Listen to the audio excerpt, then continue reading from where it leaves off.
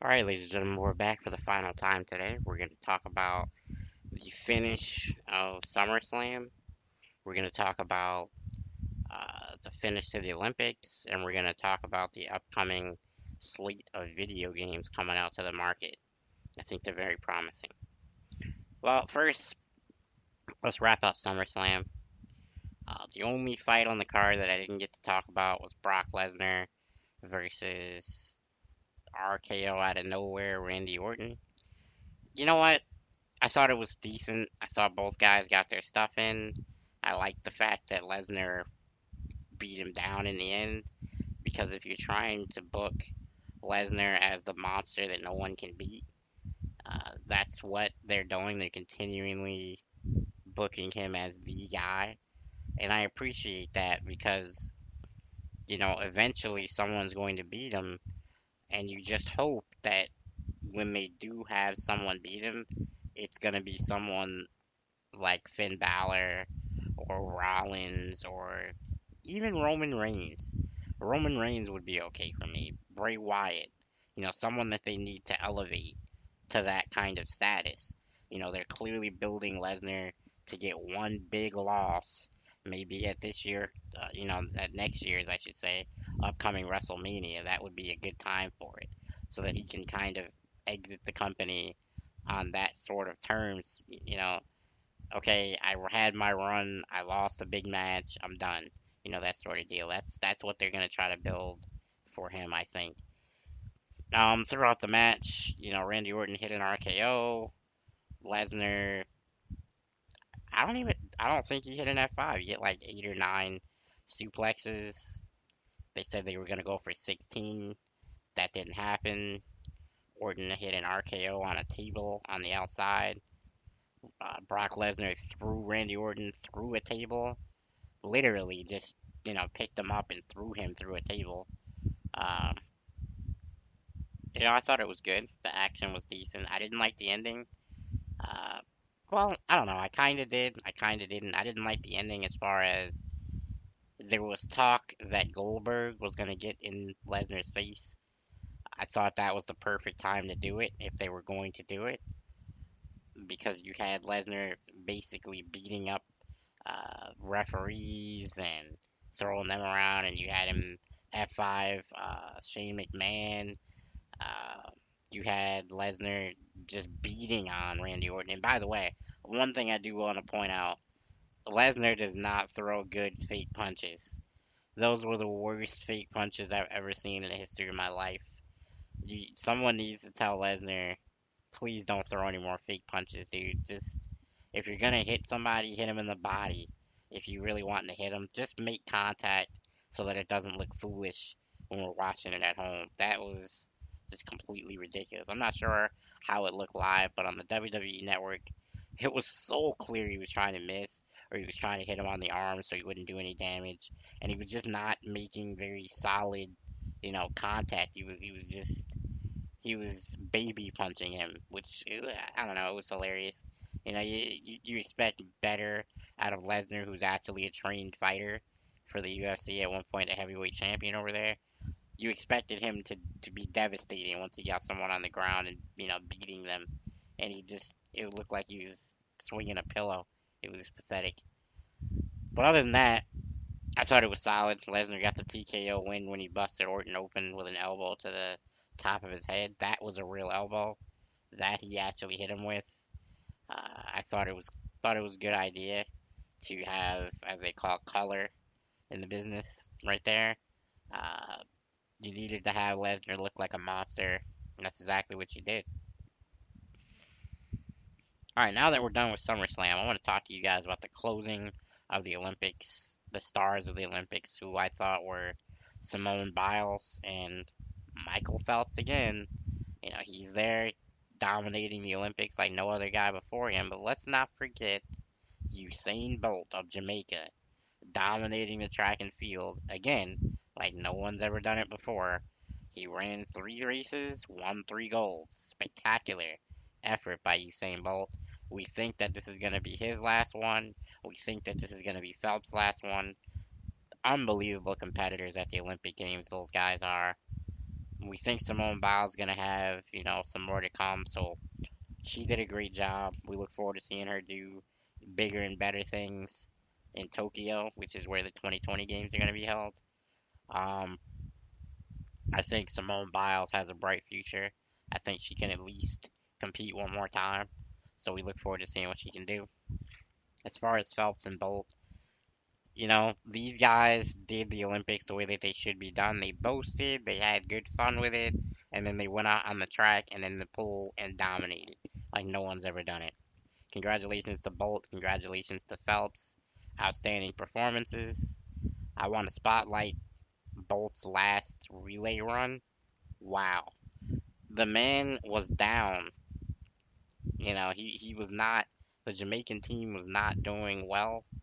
I think they were in third when he started running, and Usain he he just destroyed the competition. It looked like everybody else was walking and he was the only one running. That's how bad it was. Um, just a superior runner. I can't say enough about how dominant he is on the track. It's amazing to watch. Um, just spectacular. Now that we're covered the Olympics, we've covered SummerSlam, we're gonna get to something that I love, which is video games. I told you guys in a previous episode that I'm a big time gamer. I've been a big time gamer pretty much my whole life. Quick story. When I first started playing video games, it was because my brother beat me at Street Fighter, which they decided to just, have me try out because I'd never really played video games before. And I got out there in the game and I didn't know what any buttons did and I didn't know what was going on. I just hit buttons and hope for the best. Didn't turn out good. And I don't like losing at anything. Anybody who knows me can tell you that when I lose, I don't get pouty and mad or anything like that, but it just burns me up. I don't like it. So I've been a gamer my whole life. Long story short, I've been a gamer my whole life, and it's something that I enjoy doing. I think it's something that the stigma on gamers needs to end. I think you can be a gamer and also be productive in your life, but that's neither here nor there.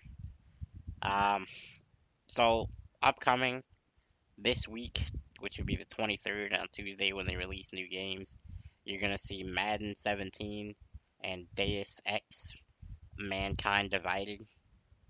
Both of those games should be great. The new Madden looks stunning. I got to see some footage. My friend who will be on the podcast eventually, I know I advertised him for a few weeks ago, but he had some technical difficulties in real life. Couldn't make it, but he allowed me to watch some footage of the new Madden, and it looks amazing. The graphics are at least three notches higher than they were before. It looks very stunning. They added some things in the franchise mode. Just a great job overall. I thought there were too many legends and draft champions. They look to have rectified that. It's great. Great product. At least one step up from last year's, which is all you want. Mankind Divided, Deus Ex. We think that is going to be a good game.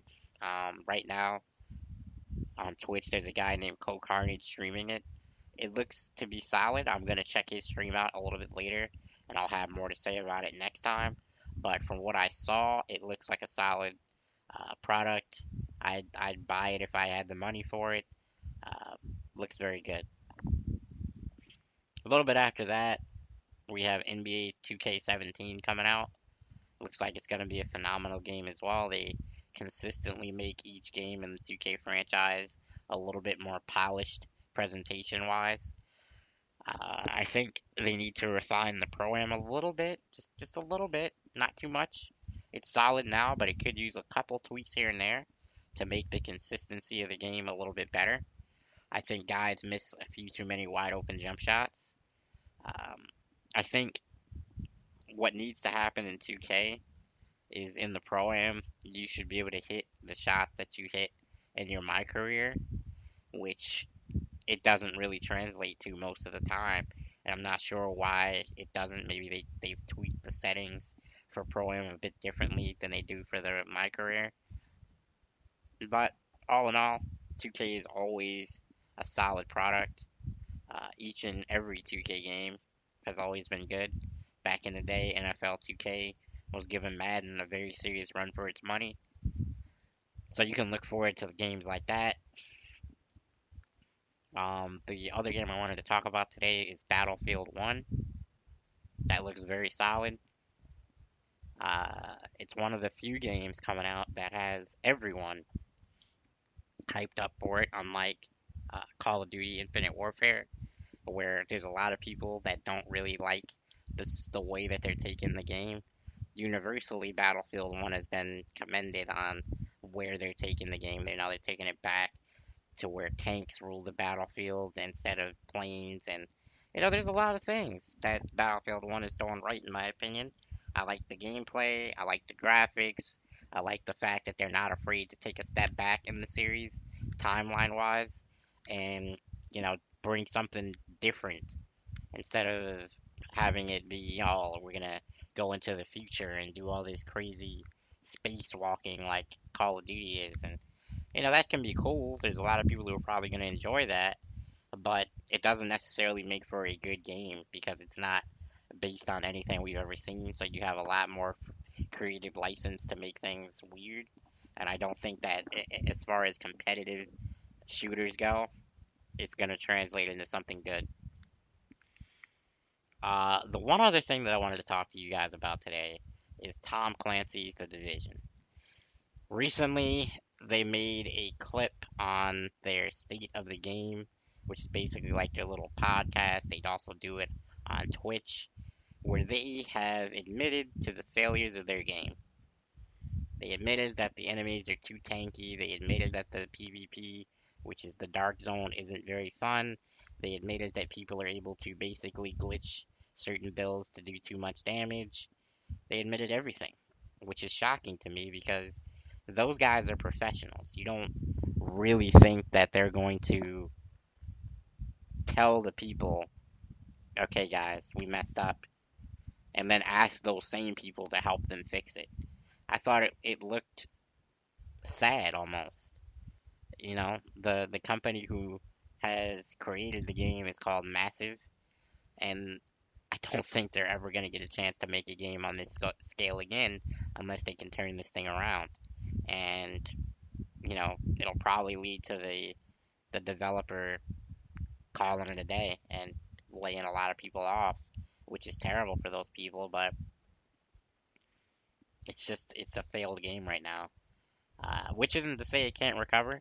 Destiny, which is one of the most popular first-person shooters on the market today, was very substandard, I guess, when it came out. It made a big comeback, and now it's again generating serious buzz due to the Rise of Iron coming out soon, which I also want to say looks incredible. I really think that the division needs a lot of work before you can call it a good game. I think that the enemies need to be scaled down, the loot system needs to be brought up to where you feel like you're getting powerful.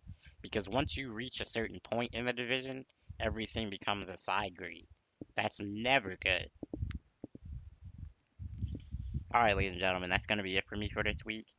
This is a bit shorter than last week, a little bit fewer topics covered. Let me know if you prefer the style for more topics. Let me know if you prefer the style for less topics. And overall, let me know if you like the show. Thank you very much.